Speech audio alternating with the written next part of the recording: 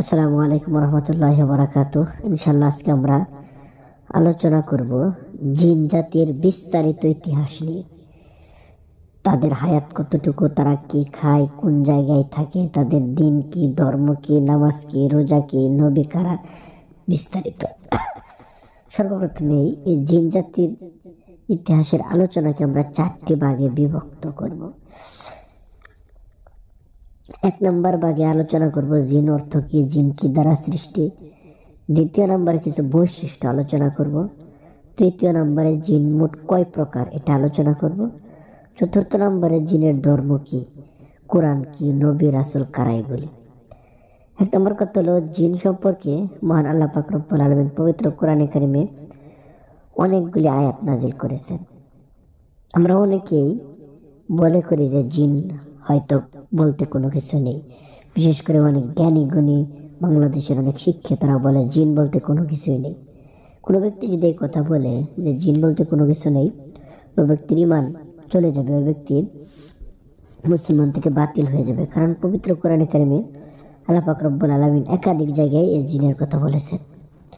বিশেষ করে আল্লাহ পাক রব্বুল আলামিন বলেন, ওমা খলাকতুল জিন্না ওয়াল ইনসা ইল্লা লিয়াবুদুন, অর্থাৎ আমি মানুষ এবং জিনদেরকে সৃষ্টি করেছি আমার ইবাদত বন্দেগী করার জন্য। সুতরাং এই আয়াতের দ্বারা বোঝা গেল আল্লাহ তাআলা আমাদেরকে সৃষ্টি তো করেছেন, সাথে জিনদেরকেও সৃষ্টি করেছেন ইবাদত বন্দেগী করার জন্য।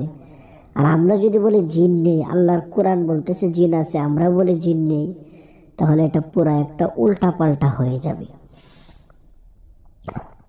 আবার আল্লাহ পাক রব্বুল আলামিন সূরা নাসের ভিতর বলেন, মিন শারিল ওয়াসওয়াসিল খান্নাস, এই যে খান্নাস থেকে পানা চাই, আল্লাযী ইউওয়াসওয়িসু ফি সুদুরিন নাস, কুমন্ত্রণা থেকে পানা চাই। এটাও জিনের সম্পর্কে এখানে বলা হয়েছে। আবার আল্লাহ পাক রব্বুল আলামিন এই জিন সম্পর্কে পূর্ণাঙ্গ একটি সূরা নাজিল করেছেন, সূরার নাম এই জিন। এখানে বিস্তারিত অনেক আলোচনা করেছেন। ধারাবাহিক আলোচনা শোনার দ্বারা আমরা অনেক কিছু বুঝবো। সর্বপ্রথম কথা হলো জিন অর্থ কি। জিন অর্থ হলো অদৃশ্য। যেরকম মানুষ, এটা বাংলা, এর আরবি হলো ইনসান। ইনসান শব্দের অর্থ হলো ভুলে যাওয়া। মূলত এটা নাসিয়া ইয়ানসিয়া থেকে এসেছে, ভুলে যাওয়া। যেহেতু হযরত আদম আলাইহিস সালাতু ওয়াস সালাম তিনি মহান আল্লাহ পাক রব্বুল আলামিনের হুকুম ভুলে গিয়ে তিনি শয়তানের ওয়াসওয়াসাতে পড়ে তিনি গাছের ফল খেয়েছিলেন এবং তার হায়াত তার একজন ছেলেকে দেওয়ার পর আবার ভুলে গিয়েছিলেন, ইত্যাদি কারণে আল্লাহ পাক রব্বুল আলামিন মানুষের নামে রেখে দিলেন ইনসান, অর্থাৎ ভুলে যায় মানুষ। তদ্রূপভাবে জিন শব্দের অর্থ হলো অদৃশ্য, মানে যাকে দেখা যায় না, যে গোপনে থাকে, এটাকে বলা হয় জিন। এবার আসুন জিনকে আল্লাহ পাক রব্বুল আলামিন কিবারে সৃষ্টি করেছে। আল্লাহ তাআলা জিনকে বৃহস্পতিবারে সৃষ্টি করেছে, আর ফেরেশতাকে তিনি বুধবারে সৃষ্টি করেছে। আল্লাহ তাআলা কি দিয়ে সৃষ্টি করেছে? আগুন দ্বারা সৃষ্টি করেছে জিনকে। আল্লাহ তাআলা সূরা রহমানের ভিতর বলেন, ওয়া খালাকাল জান্না মিন মারিজিম মিন নার, অর্থাৎ আল্লাহ পাক রব্বুল আলামিন জিনকে আগুন দ্বারা সৃষ্টি করেছে। হযরত ইমাম আবু হানিফা রাহমাতুল্লাহি আলাইহি যখন এক মজমার মাঝে অনুষ্ঠানের ভিতরে ওয়াজ করলেন, তখন একজন ব্যক্তি দাঁড়িয়ে গেল, বলল, হে ইমামে আজম, আপনার কাছে প্রশ্ন। আল্লাহ পাক রব্বুল আলামিনের ইবাদতের জন্য যেহেতু জিনকে বানানো হয়েছে আগুন দ্বারা, জিনেরা যদি ইবাদত বন্দেগী না করে তাহলে তাদেরকে জাহান্নামে দেওয়া হবে, আর জাহান্নামের সবচেয়ে বড় শাস্তি হলো আগুনের শাস্তি। এখন আমার প্রশ্ন হলো, আগুনকে কিভাবে আগুন দিয়ে শাস্তি দেওয়া হবে? ইমাম আবু হানিফা রহমাতুল্লাহি আলাইহি তার এই কথার কোনো জবাব দিলেন না। তিনি যখন বারবার বিরক্ত করতেছেন, ইমাম আবু হানিফা রহমাতুল্লাহি আলাইহি তখন একটা ইটের টুকরো নিয়ে ওই ব্যক্তির মাথার ভিতর নিক্ষেপ করলেন। ওই ব্যক্তির মাথা ফেটে গেল, রক্ত বের হলো। ওই ব্যক্তি বলল, হে ইমামে আজম, আপনি উত্তর দিতে পারবেন না, ভালো কথা, তাহলে আমার মাথা কেন ফাটালেন? তখন ইমাম আবু হানিফা বললেন, আমি আপনার মাথা কি দ্বারা ফাটিয়েছি? ওই ব্যক্তি বলল, এই ইটের কণা দিয়ে। ইমাম আবু হানিফা বললেন, এই ইটের কণা কি দিয়ে তৈরি? ওই ব্যক্তি বলল, মাটির তৈরি। তখন ইমাম আবু হানিফা বললেন, আপনি কিসের তৈরি? ওই ব্যক্তি বলল, মাটির তৈরি। তখন ইমাম আবু হানিফা রহমতুল্লাহি আলাইহি বলতেছেন, মাটির তৈরি মানুষকে যদি মাটি দিয়ে আঘাত দিয়ে মাথা ফেটে রক্ত বের করা যায়, তাহলে আল্লাহ কেন পারবেন না আগুনের তৈরি জিনিসকে আগুন দিয়ে শাস্তি দিতে? অবশ্যই তিনি পারবেন। এখন কথা হলো, আমাদের তো একজন আদি পিতা আছে, তার নাম হযরত আদম। তিনি আমাদের প্রথম নবী এবং প্রথম মানুষ। তার থেকে আস্তে আস্তে দুনিয়াতে মানুষ ছড়িয়েছে। আমাদের সর্বপ্রথম মানুষের নাম, আদি পিতার নাম হযরত আদম। তদ্রূপভাবে জিনদের জন্য সর্বপ্রথম কোন জিনকে আল্লাহ বানিয়েছিলেন, তাদের মাঝে আদি পিতা কে, তাদের এক বর্ণনায় এসেছে সামুম, অন্য বর্ণনায় এসেছে খুমা জান্নাত। এটা হলো তাদের সর্বপ্রথম আদি পিতা। তাদের থেকে আস্তে আস্তে আরো অন্যান্য জিনের সৃষ্টি হয়েছে। আল্লাহ পাক রব্বুল আলামিন এই দুনিয়া সৃষ্টি করেছেন। এই দুনিয়া সৃষ্টি করার পরে তিনি মানুষ সৃষ্টি করেন নাই, জিনদেরকে আল্লাহ তাআলা পাঠিয়েছিলেন। এই জিনেরা পুরো পৃথিবী শাসন করেছে। এক মুফাসসিরিনে কেরামগণ বলেন তাফসিরে কাবীরের ভিতর জিনেরা মোট 1,36,000 বছর এই দুনিয়াতে জীবনযাপন করেছিল। আবার কেউ কেউ কম বেশি বলেছে, ইত্যাদি ইত্যাদি। মোট কথা হলো, এভাবে জিনেরা দুনিয়াতে বসবাস করত।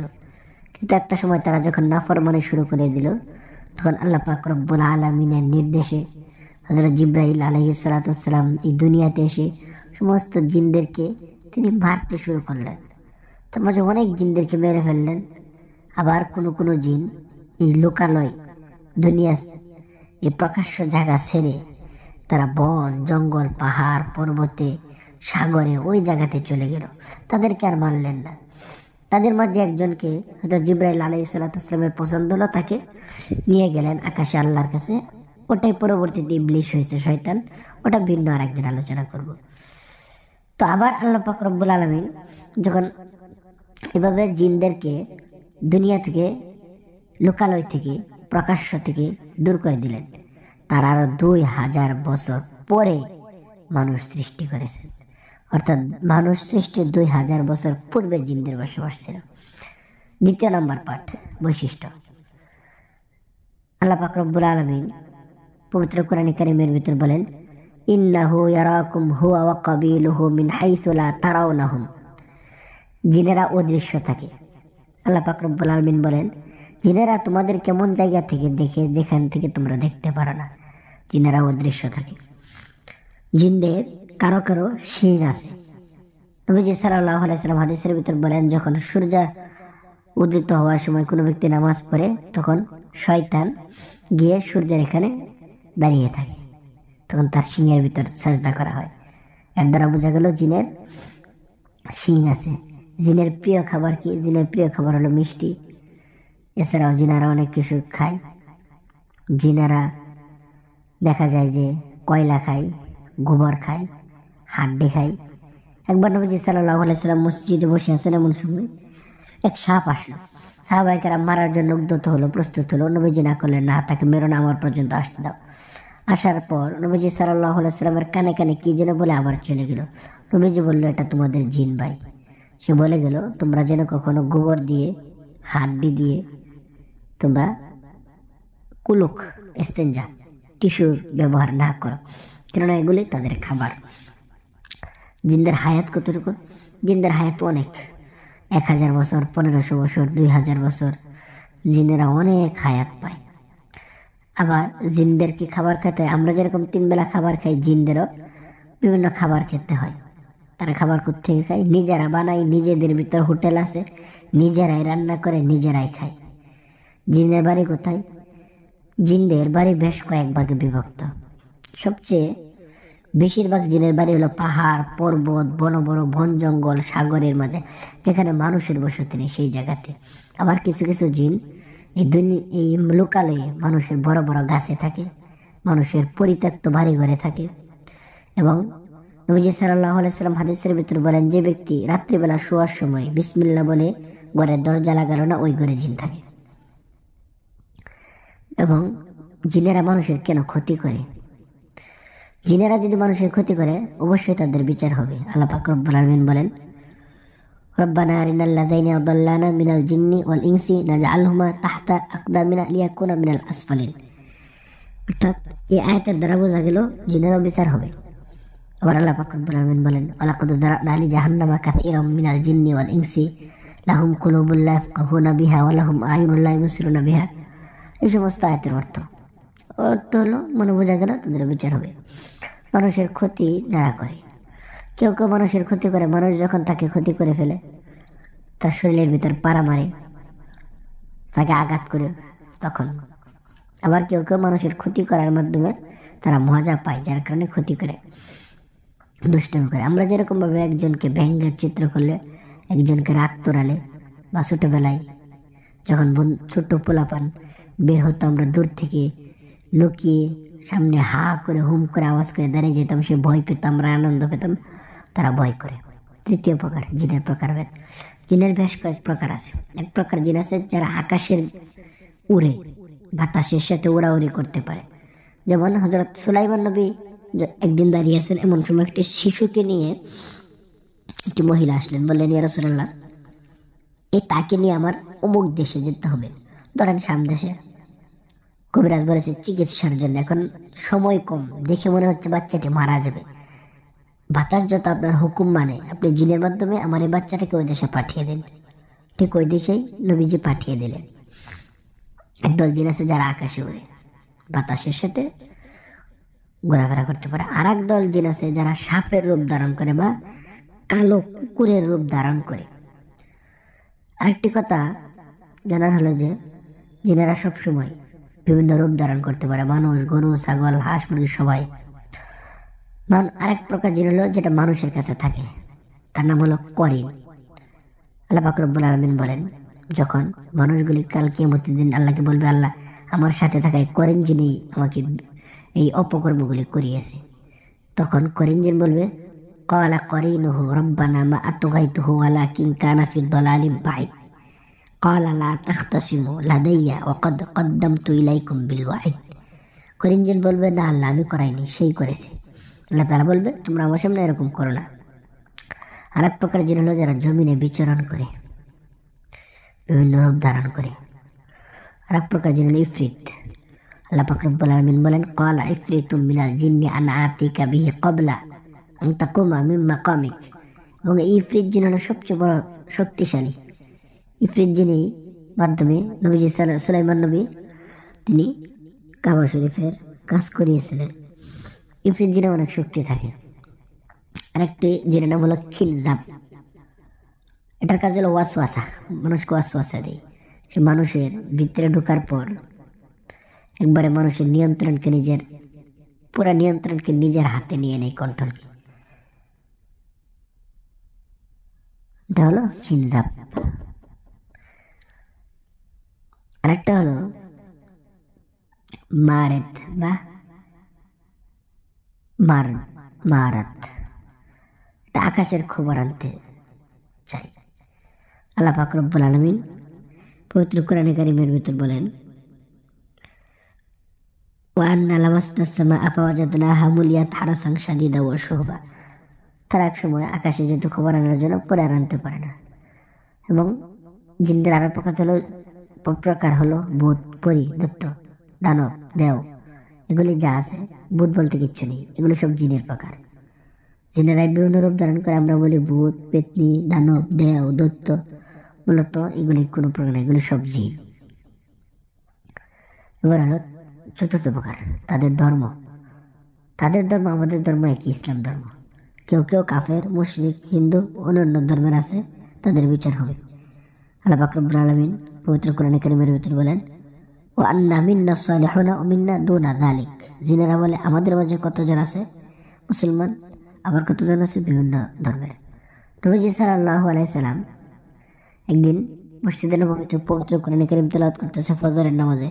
এমন সময় 7 জন বা 14 জন জিন নবীজির কোরআন তেলাওয়াত শুনে তারা মুসলমান হয়েছে। তাদের কোরআন কি? তাদের কোরআন আমাদের কোরআন একটাই কোরআন, অন্য কিছু না। তারা আমাদের মতো হাফেজ হয়, আলেম হয়। কোথা থেকে হয়? তাদের মাদ্রাসা আছে, ওই জায়গাতে হয়। কোথায় মাদ্রাসা? পাহাড় পর্বতে, আমরা দেখি না। আবার কোনো জিন আমাদের মানুষের মাদ্রাসাতেও সে পড়ালেখা করে। তাদের নবী আমাদের নবী একই নবী। নবী আছে বলে বোঝা যাচ্ছে, কারণ আল্লাহ পাক রব্বুল আলামিন এক আয়াতের ভিতর তিনি বলেন,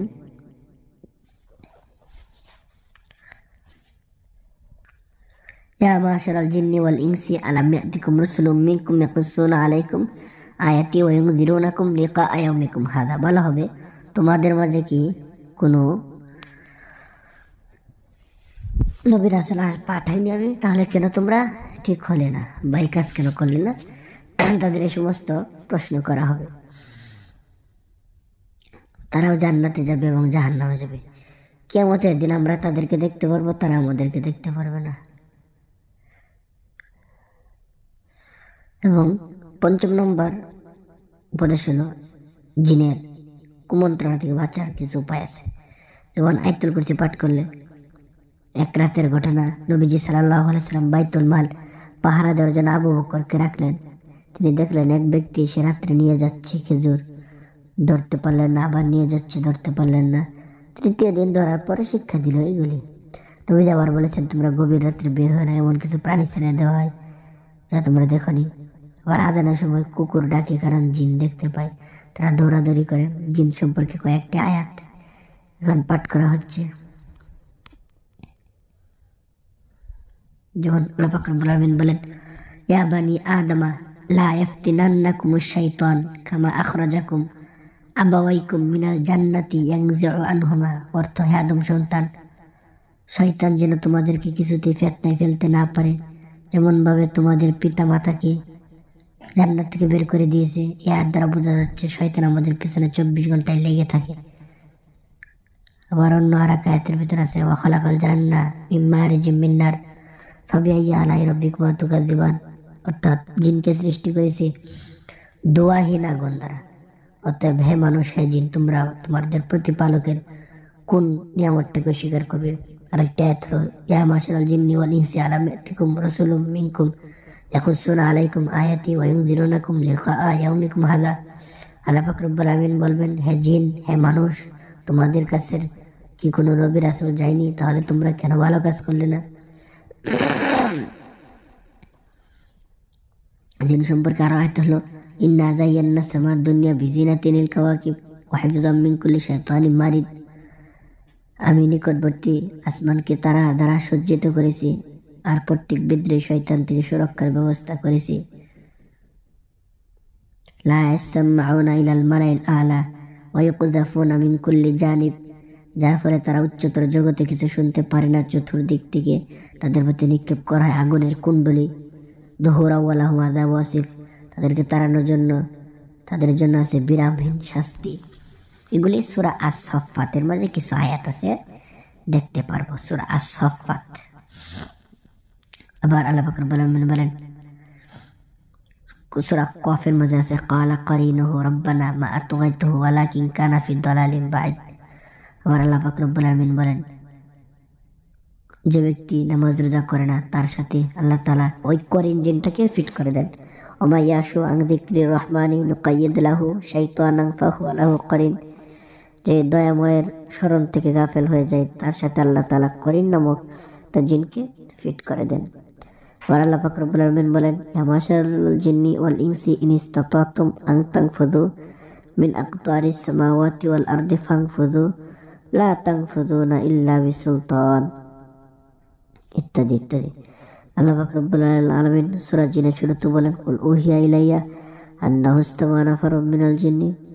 আবার বলেন, ওয়া আন্নাহু কানা রিজালুম মিনাল জিন্নি ওয়াল ইনসি ইয়াউযুনা বিরিজালিম মিনাল জিন্নি। আবার বলেন, ওয়া আন্নাহুম যান্নু কামা যানানতুম আল্লা ইয়াবাসাল্লাহু আহাদা।